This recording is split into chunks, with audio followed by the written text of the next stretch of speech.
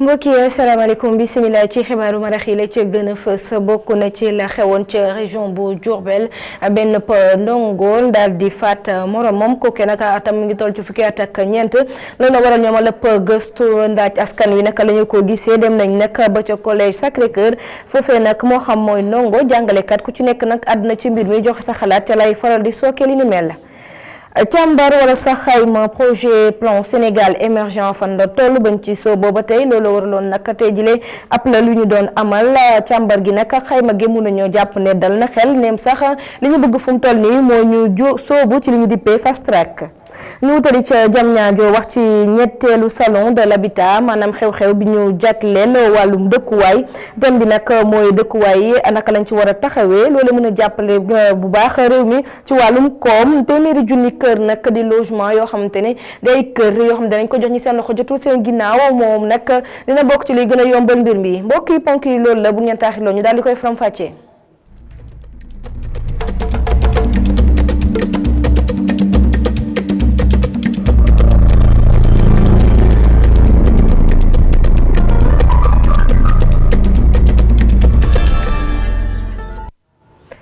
mbokk yi asalaamaaleykum dalee nag jàmm ci xibaaru marax yi dañu koy dooree kala am fële ca Diourbel benn ndongool daal di faat moromam ñoom ñaar ñëpp nag ay élèves la ñu woon kii ak faatu mi ngi am fukki at ak ñeent lan moo sooke boobu lépp violence moo waral ab gëstu bi nga xamante ne tey jilee am nañ ko dem wuti li ci daara Sacré-Cœur collège ba foofee nag ndongo yi ñenn ñi ñaawlu nañu mbir mi waaye lu bëri nag lay sooke lii mooy dafa di ne léeg-léeg xëccoo bi day faral di am ci diggante ndongo yi kat it àddu nañ ci mbir mi Mamadou bi paas si soxo ñu ngi fii ci collège Sacré-Cœur heure bi nga xam ne élèves yu bëri ñu ngi am pause ñeneen ñuy waxtaanal di leen doon laaj ci wàllum violence bu ñu nemmeeku ci école yi ak élève bu ñu rey ci Diourbel ñu koy ñaawlu bu baax waaye kenn ci ñoom jàpp ni lii moo waral yenn xeetu violence yi ci école yi.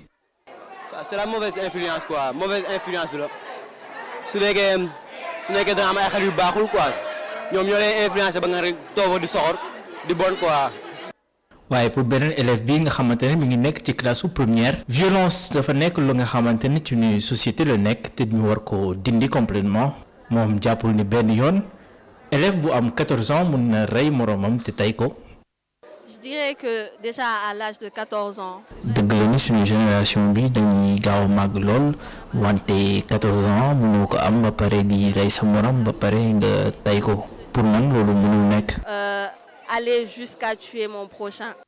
violence doon na li nga xamante ne lu nekk suñu société la te am na ay pexe yu bëri yuñ fi nemmeeku ngir dindi ko élève bi jàpp ni dañoo war a privilégier lii di waxtaan.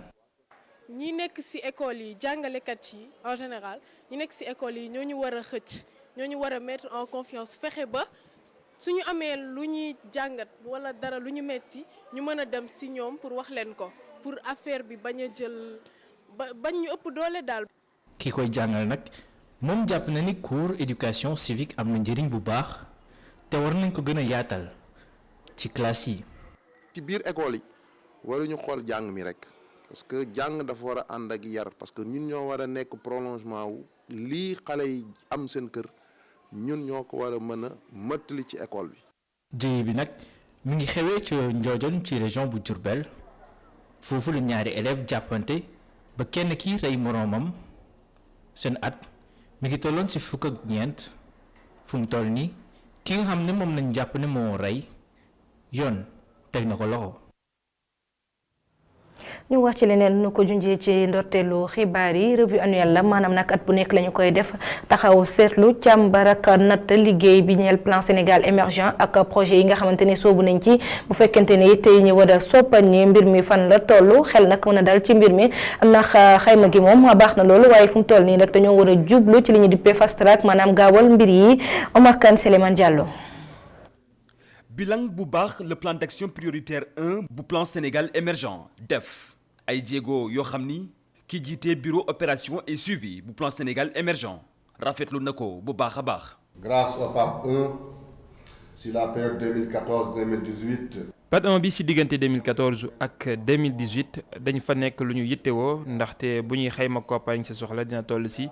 juróom-ñeenti junni ak juróom-benn téeméer ak juróom-ñett fukk ak juróomi milliards suñu koppar. am nañu nag ay jéego yu bari yoo xam ne seqi nañ ko ndaxte dafay doon loo xam ne jubluwaay bu am solo la ndaxte amoon nañu ay jafe-jafe ci wàllum jotandi ci yooyu les koppar fukki at a ngi nii suñu ginnaaw. sinon nag diggante 2014 ak 2018 am na ak yokkute gu am solo goo xam ne am na ci ni nga xam ne noonu la PIB bi doxee maanaam yokku na ci téeméer boo jël juróom-benn yu toftal juróom-benn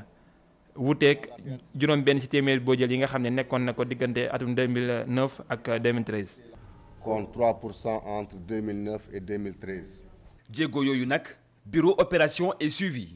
nar na ko gën a baral. On ne peut jamais se contenter de ces avancées. Je considère qu'il faut. duñu mën a yem rek ci jéego yi nga xam ne séq nañ ko ndaxte am na ay jéego yu bëree bëri yoo xam ne moo nekk suñu kanam faaw ñu gën a baral yooyu lay jéego nag xoolaat na nga xamante ni bii noonu la ñu mën a jubloo li nga xam ne noonu la président bëgg mooy li muy wax saa su nekk li ñuy wax fast track ngir gën a amal jëmm nag yokkuteem koom gi nga xamante ni moom la ñu dëgmal te yaakaar naa bu ñu doxee jéego yi ñu war a dox dëgg sax danañu egg ci émergence gi ñu bëgg balaa atum 2035. Ou même avant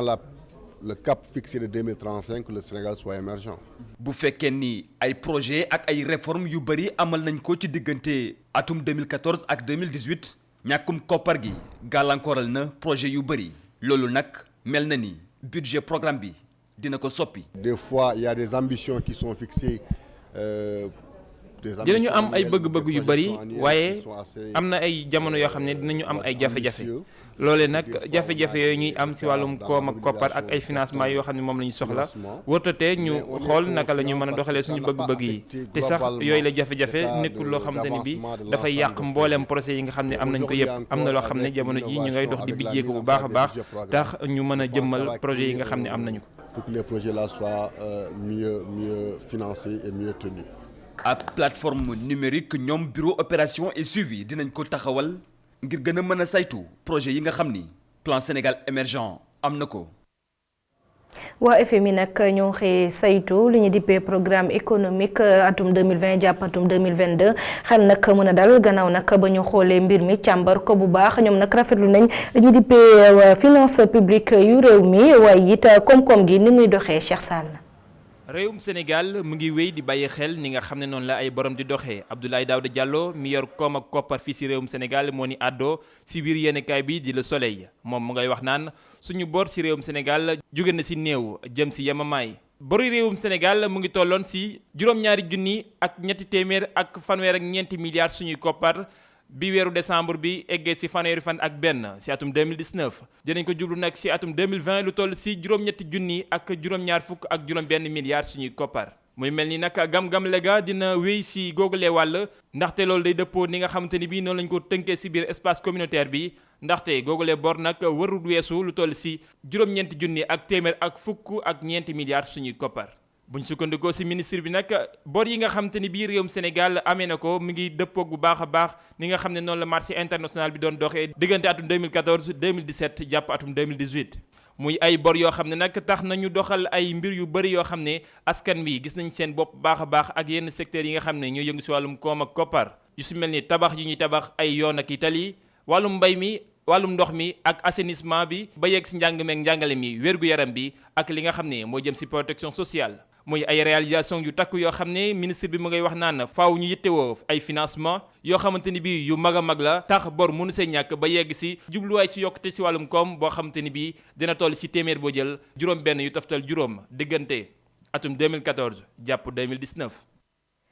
tontu njiitu réew mi ñeel ñetteelu mandat ba tey nit ñee ngi cay àddu bokk na ci nag mu Ndiaye Cissé bu ONG 3D mu gis ne nag loolee warul woon njiitu réew mi ndax dafa waroon a leeral ci ñetteelu mandat mi nga xam ne dañu koy lam-laamee mag déet yooyu kàddu bu ñu ko yëkkati ci jamono ja nga xamante ne Khalifa Diakhaté ñu ko doon dalal ci seen émission Kennu Askan Wi ñu déglooy kàddoom.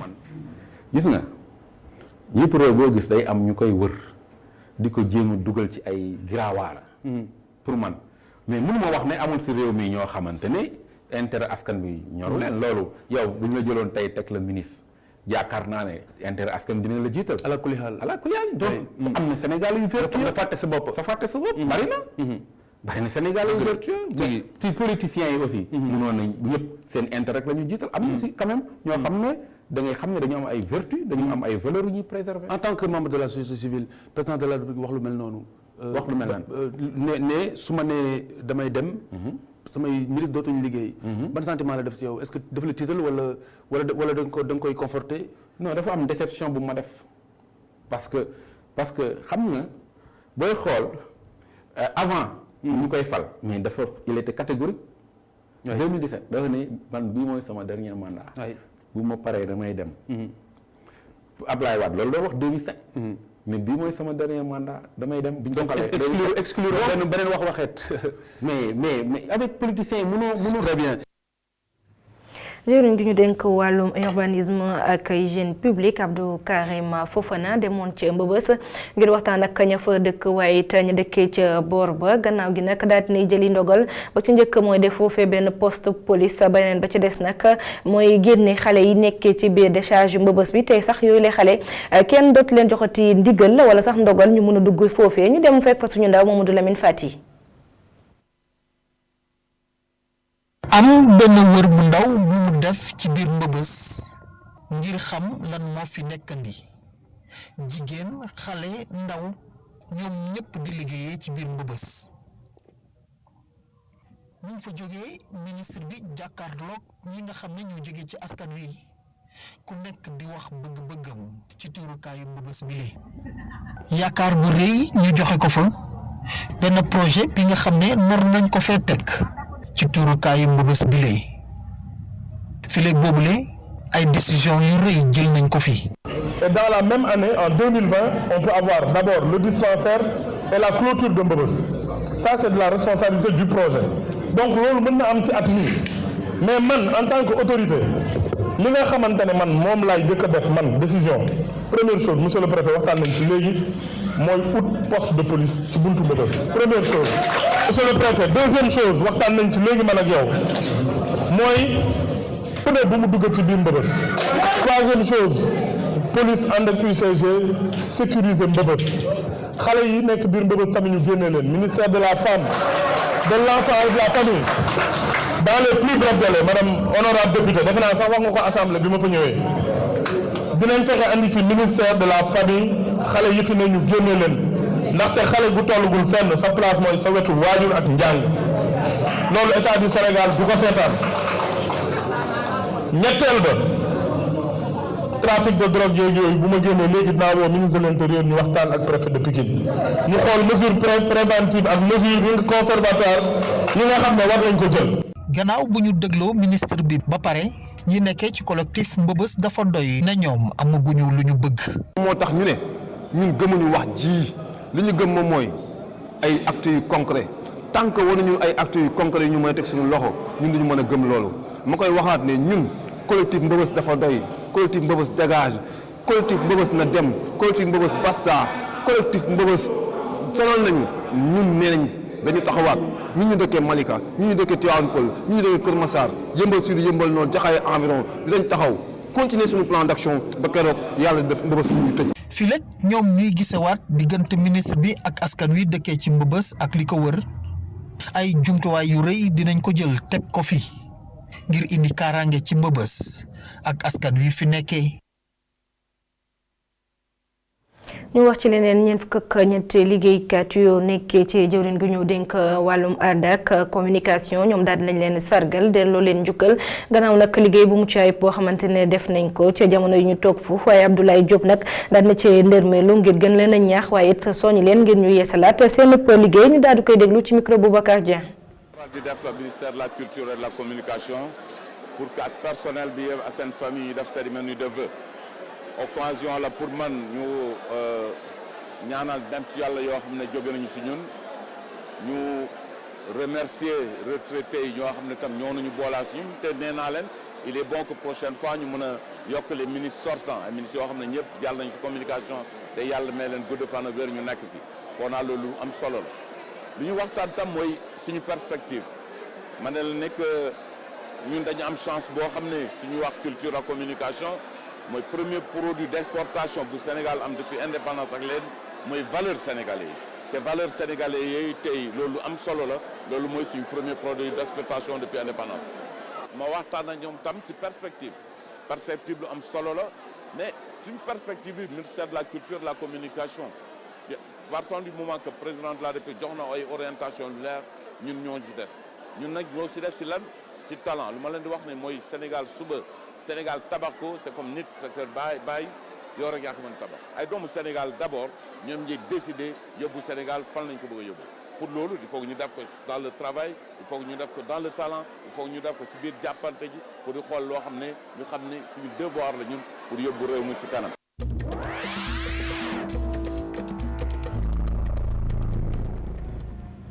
beneen ponk ci biir xibaar yi biti réew lay nekk ñu dal ci ànd ak Mame Abdou Guèye Kassé.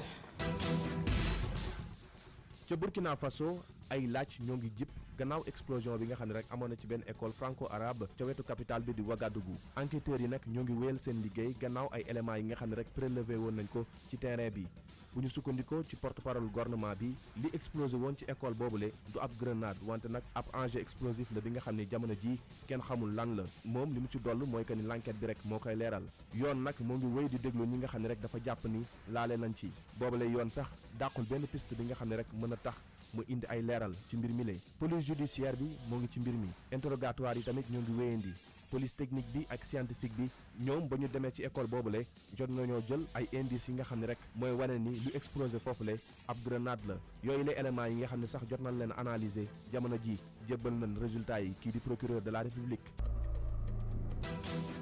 xibaar bitim réew yi nag gannaaw Afrique dañu waxtaanee lii di Boeing te nga xam ni fësal na tey ji ay téeméeri message ñeel lii di avion bi ñu tuddee 737 max muy ab avion bi nga xam ne nag bu ñu sukkandikoo ci benn message ay clown ñoo ko defar te ñu koy saytu ay singe nañ maanaam ay golo Boeing nag lu mu xamle mooy que ni dafa fësal message bi ngir daal di setal deram rax ci dolli di wax ni nag dafa am ñu doon comploter ngir daal di yàq avion bi nga xam ni bokk na ci avion yu gën a mucc ayib wante nag message yi nga xam ni Boeing publié na ko lu muy wane rek mooy que ni aviateur américain bi dafa daal di salfaañee règle yi nga xam ne rek moo tënk l'aviation civile bu réewum Amérique naka noonu tamit yeneen réew yi nga xam ne rek constructeur bi dafay faral di fa yóbbu ay avion Boeing nag moo ngi nekk ci ay jafe-jafe gannaaw ba nga xam ne rek modèle avion bi daal di nay daanu ñaari yoon ñu nemmeeku ci Lion Air te nga xam ne moo daanu ci octobre atum 2018 ak tamit lii di Ethiopian Airlines ci mars atum 2019 bi ñu génn depuis boobu sax lii di 737 max yi daanaka benn dawatul ci àdduna bi ñaari accident yooyu nag ñoo ngi faat lu toll ci ñetti téeméer ak ñeent fukk ak juróom benn doomi aadama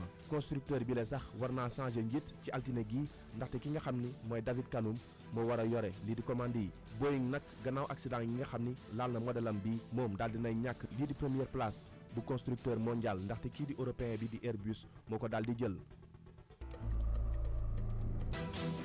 ñu desandi ba tey ci Boeing l'enquête bi nga xam ne nag ubbi nañ ko ñeel lii di avion de ligne Ukraine bi nga xam ne moo daal di daanu ci àllarba gi ci Téhéran te nga xam ne téeméer ak juróom-ñaari fukk ak juróom-benn doomi aadama dañ si ñàkk seen bakkan réewum Canada daal di nay wax ni nag ab missile iranien moo ko daal di sooxe boobu la xibaar nag réewum Amérique daal di na koy dëggal ci àjjuma ji administration bu Donald Trump sax daal di nay fësal ay sanctions yu yees ñeel lii di acier bi nga xam ne Iran da koy jéggaani naka noonee tamit ay kilifa yu réew moomu lay ci àjjuma ji nag si suba si benn kilifa Iran daal dinay wax ni l'enquête bi mën na def benn wala sax ñaari at te boîte noire yi nga xam ne jëlee nañ ko fi avion bi daanoo te boîte noire yooyu sax moo war a tax rek ñu xam lan moo waral bile explosion examen yooyu le mën na durer lu toll si benn wala ñaari weer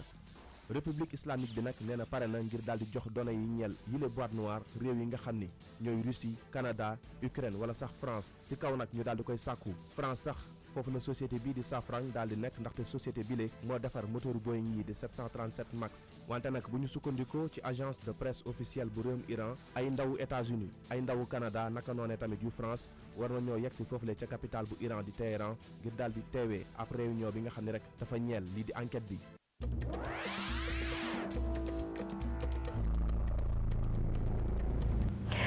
collectif ñoo lànk nag yéenati waatoon nañ tey jëlee ci mbedd mi di wéy di sàkkoo ñu wàññi njëgum courant bi ndax gis nañ ne yokkuteef bi jaarul benn yoon leneen nit loo xamante ne bëgg nañ ko ñeel wàllum yoon Guy Marius Sagna ak ña nga xamante ne dañ leen teg loxo ñu bàyyi leen ñu ñibbi ci seeni kër ñu daal di ci déglu ñenn ci ñoom ci micro Cheikh Hassana Fall. mais xeex bii ñuy xeex dama bëgg sénégalais yëpp xam ni ñu génne seen xel ni xeex la boo xamante ni ñoom duñu fekkee njëriñ wa xeex bi dañ koy xeex pour suñu doom yi maanaam génération future bi alors de ce fait xeex boobu dara waruñu ci décourager. mais ñun li ñu ci yemb mooy danañu fexe ba askan bi continuer di mobiliser wu danañu fexe ba askan bi wax ba mu dégg xam ne d'accord ñu ci te loolu mooy suñu liggéey ci loolu la ñu nekk te nañ ko def di ko continuer. marche moom tant que mi ngi def li ñuy def ñu xeex li ñu war a xeex ba keroog ñu jot suñu ay droit tant que mi ngi ci rek ñu ngi ci kaw parce que ñun dañoo jóg pour suñu njaboot jóg pour suñu sénégalais yi parce que dama foog ni tey jii sénégalais yi ñëpp ñoo waroon a génn lan moo tax ñoo waroon a génn man kese maay fay courant mais président dafa war a xam ne moomuñu dañ ko fi teg ñun ñoo koy liggéeyloo du moom moo ñuy liggéeyloo moom décision bu mu war a jël rek dafa ci war a laaj population bi ndax ñoo ko fa teg loolu la war a xam man dama bëgg Macky Sall xam ne ñun sénégalais yi ñoo ko fa teg que décision bépp bu mu war a jël dafa war a laaj sunu aval dafa war a waxtaan ak ñun. ñu tëli ca jam ñaajo nu ko junjee nag ci ndorteelu xibaar yi waxtaanee wàllum dëkkuwaay ak ñetteelu salon de l'habitat ba ñu fa doon abal wax nañ ci it ci téeméeri junni logement yi nga xamante ne dañu ko jagleel ñi seen loxo jotul seen ginnaaw ñu dippee ko logement social waaye ren nag thème bi ñu taamu dafa méngoo ko loole boobu lépp projet boobu lépp ndaje nag mi ngi amoon ci njiitalu Mohamed Boun Abdallah Dionne Alioune Guèye. jëwriñ gi yor wàllum dëkkuwaay ak lépp luy cetal dëkk. ànd ak secrétaire général bu présidence ak yenn ci ay promoteur di visiter stand yi.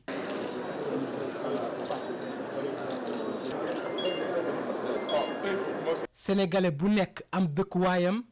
nekk lu soxal loolu nguuru Sénégal waaye yëf yi du yomb. entre 2014 et 2018 en moyenne. diggante 2018 ak 2014 lum néew lu tolloog junni unité de logement samp nañ ko at mu jot fii ci réewum Sénégal mu doon lu néew dëgg la naam waaye moo ëpp lool boo xoolee li nga xam ne mooy production bi ko jiitu nga xam ne lum néew 10 000 logements la ñu taxawaloon ci mboolem acteurs yi yëpp moo xam mooy promoteur immobilier public yi ak privé bi. coopérative d'habitat yi ak yu ni mel di ngeen dëppook man xalaat ne ci wàllu woowu nag yées gu ñu am ci wàllum logement nga xam ne buñ ko xaymaa toll na ci ñetti téeméer junni ak ñaar fukk te loolu door lu ko dalee atum 2013 ba léegi. surtout s'il se creuse à concurrence de 12 000 unités chaque année. dëkk yi nga xamante ni dañ leen a invité di rafetlu li Sénégal def jëm ci dëkkuwaay. deux raisons fondamentales pour qu'on vienne ici. ñaari mbir ñoo sabab suñu dikk gi fii bi ci jiitu moo di taarix lu ko dalee atum 1951 dooroon nañu def ay mission ci Ndakaaru ak ci Sénégal. Dakar et dans le Sénégal. On a vu tout à l'heure SICAP 1951. ñaareelu sabab gi moo di la ñu jublu ci Diamniadio mi futur bi ñëpp dëppoon nañu xalaat ne mooy dëkk bi nga xam ne moom la ñu war a jublu ëllëg te loolee dafa door jamono ji. Vision de la ville de demain qui commence à Diamniadio et au Lac-Rose et c'est au Sénégal. La participation aussi du Maroc à cette troisième édition du salon ñëw international. Maroc ci ñetteelu salon bu jëm ci wàllu dëkkuwaay dafa nekk loo xamante ni dafa ñëw ci waxtoom ndax lii di dëkkuwaay nekk na loo xamante ni ak ak yelleefu doomu aadama la. En effet, l'un des droits fondamentaux de tout citoyen. ba tax na dëkkuwaay dafay jëmale réew kanam. L'émergence c'est deux signes distinctifs. C'est yokkute du émergence ñaari mbir ñoo koy firndeel muy sampay industrie waaye tamit urbaniser bu baax a baax dëkk maanaam nit ñi am fu ñu dëkk boo dem mu nekk dëkk bu émergent am na ay usines du ñu exporter ay produits de base waaye produits manufacturés la ñuy exporter muy industrialisation yu mag yi wala yu ndaw yi ak bu mu si mën di doon muy gunge dëkk boo xam ne moom la ñuy wax dëkk bu émergent te si geneen wàll gi mënu am dëkk boo xam ne mën nañoo koy tuddee dëkk bu développé am ay dëkkuwaay yoo xam ne ni bii dëppoowut ak moom. développer et avoir un cadre de vie sous-développé. ñetteelu édition bile daal di dajale ay investisseurs yu nekk fii ak feneen lii nga xamante ni waxtaane dëkkuwaay moo ko tax a jóg nekk lu soxal loolu ñii nga xamante ni tabax moo leen tax a jóg. jaajëfal bu baax Alioune Guèye jaajëfal leen yéen it mbokk yi safoo seen télévision ITV xibaaru maraxi fii lay daal di yem des leen di teewlu suñu yeneen jotaay programme 19h45 Khalifa Diakhaté dina ñëw andi leen xibaar yi ci kàllaama nasaraan sant leen bu baax gërëm leen jërë ngeen jëf.